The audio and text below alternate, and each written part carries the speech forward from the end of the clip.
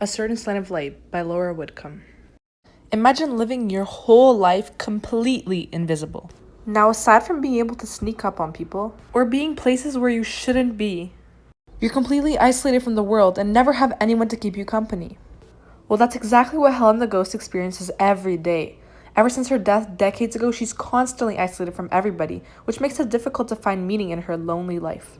Helen's only wish is to be alive again and escape this endless feeling of loneliness that she struggles with being a ghost. For this reason, ever since her death, Helen was a host in the Brown's house, serving as an invisible guardian for Mr. Brown, a teacher. Considering her incapability of interacting with humans in real life, anyone she could find to cling to would be comforting. It is until she encounters James at school, a spirit occupying a body that could for the first time in decades interact with Helen. Naturally, they fall in love. However, since James and Helen are so similar yet very different, life and death acts like a barrier between their love, dividing James' world from Helen's world. It's not until the end of the novel that she realizes that love doesn't have just one fallout. It's rather an unpredictable journey with many complications and sacrifices. The thought of love between two individuals is often associated with happy endings, pleasure, and the ability to conquer anything that gets in the way. Whether you imagine true love like a fairy tale with a Prince Charming and a magic kiss, or like a McDonald's Dream Chicken combo, it's definitely out there for everyone. However, many fail to understand the true meaning of love and what it really takes to maintain it. The novel A Certain Slant of Light by Laura Whitcomb demonstrates that one extremity of love often leads to loss and unfortunate events. With the severity of conflicts building up throughout the novel, the intense character development emphasizes how love is not as easy as it may appear, and doesn't always finish the way you want it to. The beginning of the novel introduces the reader to Helen's character and her past. She describes how she felt while dying, revealing the pain hidden in her soul that ultimately led to her demise. All I knew is that I had been tortured in the blackness, and then I had escaped. Perhaps I had not reached the brightness of heaven, but at least I was here and her lamplight safe. Because of this, she has constant flashbacks that remind her of the depressing times, proving the lack of love she had in the past, which resulted in her desperate need for human interaction and a change in life. Due to this, when James and Helen fall in love, they have difficulty maintaining their connection because of the fact they live in completely different universes, making it complicated for them to be physically together. In this quote, she shows her initial curiosity when meeting James, which ultimately foreshadowed her hidden feelings for her true love throughout the book as she turned into Jenny. Once Helen decided her feelings for James were certain, it was as if part of her that was missing had come back, and she felt inseparable from him. Because of her obsessive need for affection, she was willing to do anything in her power to assure he could be with her. The primary example of this extremity of the love in the novel is Helen's transition into Jenny's body. In order for Helen to be with James, she chooses to sacrifice an empty body, Jenny, and possess it so she could be in human form again. Would you like to slay a dragon as well? I couldn't, I said. But what if you could, he asked. My fears were strong, but the idea of actually being able to touch his hand, flesh to flesh, I made my decision. This proves the strong connection developing between them, showing the willingness to make sacrifices for the sake of love. Furthermore, as Helen and James progressively become closer to each other during the novel, at one point they decided that they were ready to take their relationship to the next step, intimately. More specifically, even though Helen was fully aware of the conditions at home, with being now part of Jenny's strictly Christian family, she still lost her innocence to James, regardless of the consequences. This shows yet another risk that Helen would make for the sole purpose of having a lover and feeling alive again, emphasizing the theme of love. When Kathy and Dan realize that the reason behind Jenny's odd behavior and constant lies is because of a boy at school, it arises even more conflict between her and her parents, as well as James and her. This building up of Helen's guilt after ruining Jenny's family dynamic emphasizes how love can consume a person to a point where the situation could end in a tragedy. It was difficult enough for Helen to choose selfishness and sacrifice a soul, but as the plot continues, the internal guilt she experiences consumes her to where it affects her relationship with James. How amazing, how unexpected that after my heart has stilled and my body has relaxed, he was still holding me so intent on every word and gesture. Why I had anticipated loneliness afterwards, I couldn't say. This feeling of despair and loneliness Helen was experiencing is a result of her personal guilt as well as past trauma that has scarred her into believing that once someone fulfills your heart, they're expected to leave. At this point in the novel, the reader realizes that their relationship is starting to fall apart. Not only is it difficult to fake a whole life, but personal dilemmas from her past were ruining her connection with James that was otherwise anticipated to be like a fairy tale. However, the final conflict that concluded the theme of love in this novel was not in between Helen and James, rather Jenny's parents.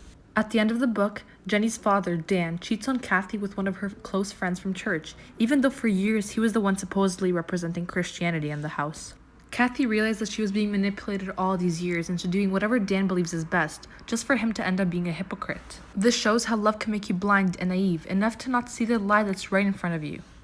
A comparison this moment can be made with an old piece of art is with the painting of the betrayal of Christ by Judah. This represents the unfaithfulness and disloyalty of Dan, demonstrating that even people closest to Kathy could not be trusted. More so, because Dan was the one who enforced religious practices at home, he appears like a plaster saint and a liar, just like Judah in the Bible for betraying Christ. Another connection that could be made from this moment are to the movie You Get Me. Just like Kathy was blinded by her love towards Dan to do whatever he says during the entire marriage, it could be portrayed as this movie. In the movie, a girl, Holly, develops strong feelings towards a boy that leads her into making horrible decisions, desperate to keep her love alive. The same way, Kathy regrets obeying Dan's rules. However, in the moment, Kathy was holding onto her feelings so tightly for Dan that she couldn't realize the lies that he was telling the whole time, blinding her with love.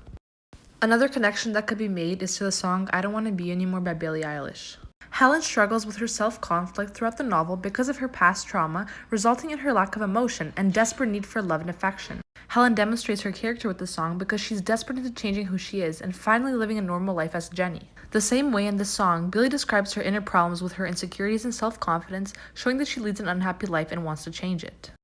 Once Helen successfully changed her life, she tried her best adapting to Jenny's life, but she felt like an outcast at school and even in her own home because she's not used to Jenny's habits. Similarly, in the movie Tall Girl, the main character Ava struggles to fit in at school because she stands out due to her height, making her uncomfortable in her own body just like Helen is in Jenny's body. Another connection could be made to the play Romeo and Juliet. Helen and James are part of two completely different worlds that are not destined to be together. Even though Helen takes over her body to revive herself, she's still dead forever and James is alive. Similarly, Romeo and Juliet are part of two rival kingdoms, which makes it impossible to be together. Yet in both parts, the characters take risks in order to be together. Speaking of risks, in the novel, Helen sacrifices a body to pursue her love for James. Similarly, Jack risks his life in order to save Rose from dying in the movie Titanic. In both, we see a strong connection of the theme love, proving how love can make you take risks and sacrifices. Next in the movie Mustang, 5 daughters are found in a very hostile environment at home with a strictly religious family that pressures them into an arranged marriage. Even though this is not exactly the case with Jenny, she's equally from a religious family and feels the need to obey their rules, even though she doesn't want to until one point, of course. In addition, in the show Outer Banks, both Kira and Pope rebel against their parents who don't want poor kids around their children. Instead, they choose to ditch their rich dynasty in order to be normal like their friends. The same way, Jenny rebels against her parents who only accept trusted boys from the church, yet she falls in love with troublemaking James. Finally, the ending of the novel consisted of the love of Helen's life, James, disappearing and leaving Helen forever. Due to the fact that he was the last shred of hope for love in her life, she begs for him to return.